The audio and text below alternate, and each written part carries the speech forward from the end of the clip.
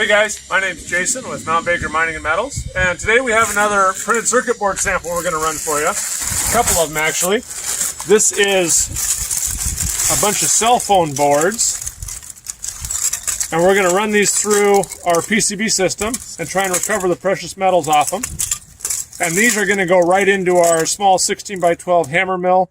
We're going to run a 0.8 millimeter slot, and we're going to run them down onto the table and concentrate the precious metals and the copper over. And then these are two different samples. These are large industrial computer boards, and these are all the depopulated components off of those boards. And we're going to run these two separate as well. So we'll take all these depopulated components, we'll run them right in our 16 by 12 hammer mill and onto the table. But these big ones, we're going to pre-shred first through one of our 24 by 16 HD mills. And I'll walk you through that process real quick now. Right here behind me.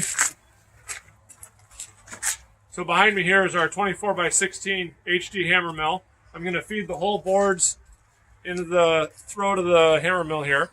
We're going to grind up with the swinging hammers on our hammer mill. And we have a 1-inch slotted screen here. And all that material is going to come out the bottom. It's going to go up this conveyor belt under a cross belt magnet. It'll pull off the steel, but we're going to actually put the steel back into the sample to run it through our hammer mill, because there are some precious metals that are attached to some of the magnetic components. So we're going to save everything, but anything that's not magnetic is going to come up here, and we're just going to catch it here in this garbage can, and then we'll take it over and we'll run our sample on our sugar table. They're very, very tiny little ones right here. Oh my gosh. That's where your palladium is. And all these little, very little suckers that are right here, they're all over the board. Little cream colored ones. Yeah, they're ceramic, and they're layered with silver and palladium. And that there's that a bunch of them right there? Yeah. Okay. And with the bigger one? The bigger ones that are more boxy and square, they're magnetic, and there's just silver in those. I see. And like I said, some of these chips, these all have gold in them, of course, but there's silver in them as well. And but some of these other ones might have palladium in them as well. Here's an idea for you to think about. In the grinding system, I believe that a good, like I say, we get about 85% of the gold by grinding, including the IC chips. I think if you pull those off and incinerate them, whatever you want to do, and then you've seen the video where we do the incinerated IC chips. Guy sent us a bunch of chips. He had screened through an 80 mesh, ran on a little small table. Beautiful, nice line of gold. That would be something, if I was in your business, I would experiment with pulling these off, the cost of doing that, and processing them separately to where you get 95%, 98% of the gold. Well, that's essentially what we have here. This is the depopulated this. All those is everything off of this board. Oh. That's what that is. Oh, through your we did a population on it. Basically put it in a big old tumbler and heat it up, and then all this is on in off. here. Yeah. Oh, cool. Okay, well then we'll find out. So like I said, I don't know which way to go. I'd rather have less. Less is more to me. I can process a lot quicker. Throw it in the machine. Throw it in the machine. Yeah. But if we get much better recoveries on the depopulated, it might be something we think about. But the problem with the population is then you need a scrubber system, because you're using heat. Using a live flame to release that, and you got to scrub the air because you could be burning some plastic and all that stuff. Yeah. More environmental impact. Right.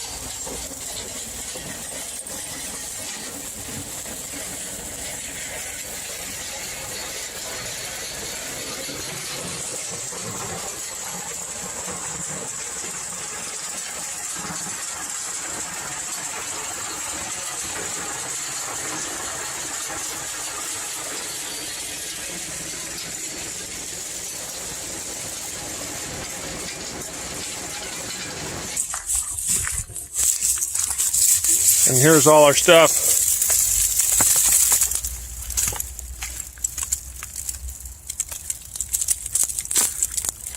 Ground up and ready for processing.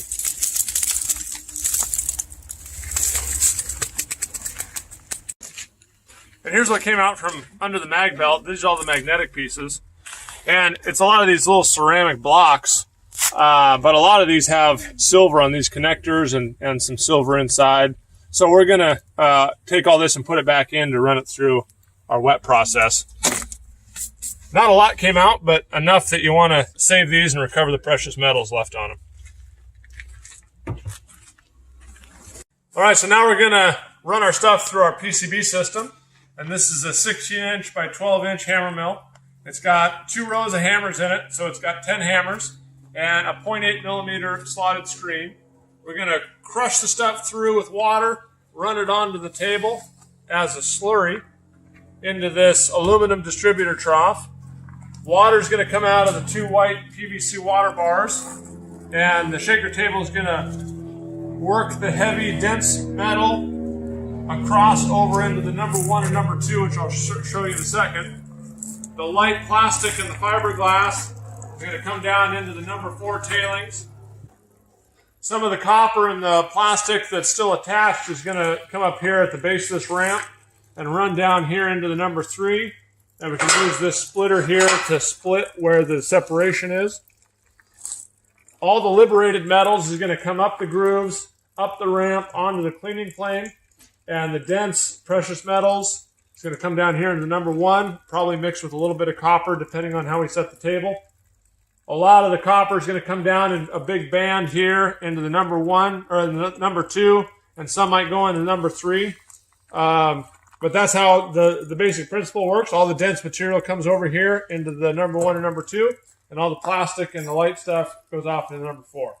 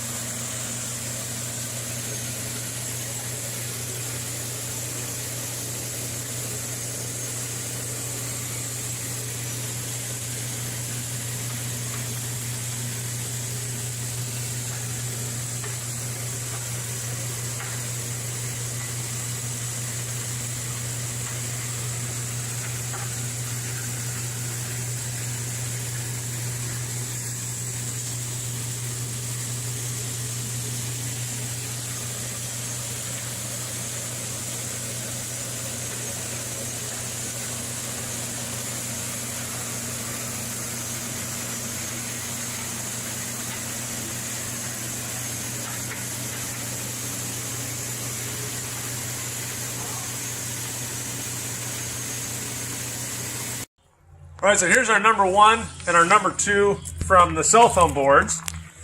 And this is the number 1. And there's some copper in here, but there's quite a bit of pins as well and gold-plated stuff. That's where all the real high-grade precious metals are.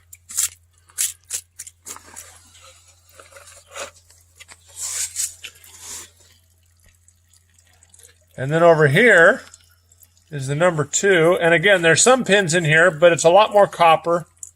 It's a lot more red. And so this is where the vast majority, of the precious metals is going to be. Now we'll go take a look at the number 3 and the number 4. All right, here's taking a look at the number 3 middlings and the number 4 tailings. Here's the number 3 middlings first. And there is a huge amount of copper in here. It's mostly copper. The bucket's quite heavy. And we tuned our splitter to where we took just a little bit of fiberglass in with the copper to try and minimize any loss of copper to the tailings.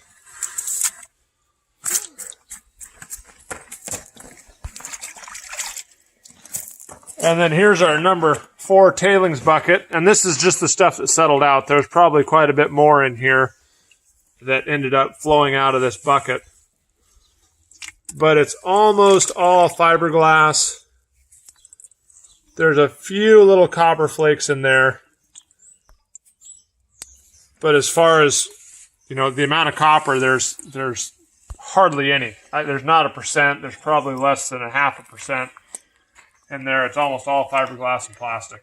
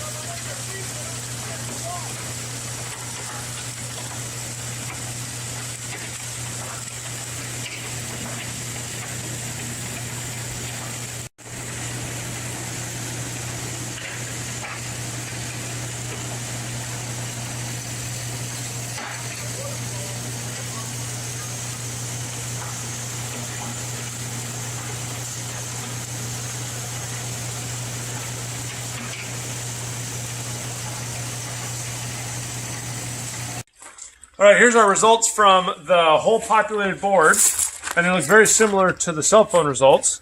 Here's some copper, lots of pins, white metal in there.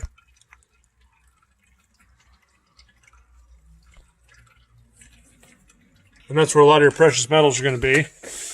Then here's the number 2.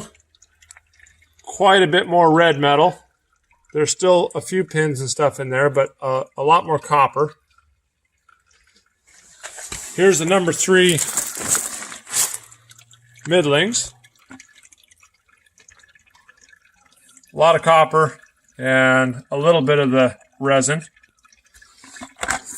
And then here's the number 4, which again is mostly just 100% plastic and resin. And these boards are somewhere in the range of about 100 to 200 grams a ton of gold and about 400 grams a ton of silver.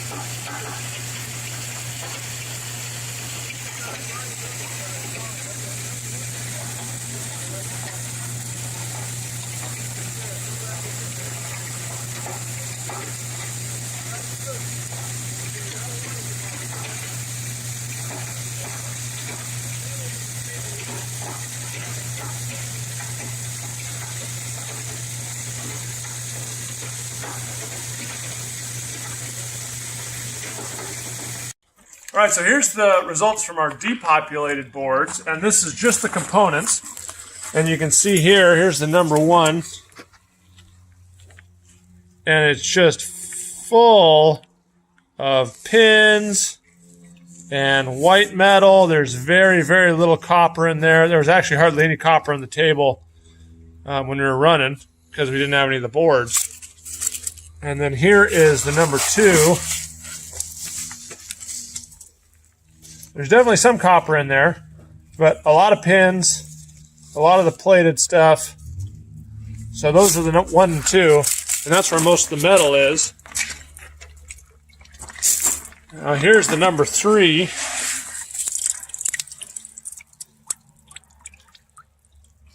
And there's some metal in there, but a lot of it's aluminum, I think from the aluminum heat sinks. A lot of plastic, both black and white. And very little red metal or valuable metal. And then this is the number 4, which is just plastic. There's hardly any metal in there at all. I don't actually see any metal. It's just plastic. So that went really, really well.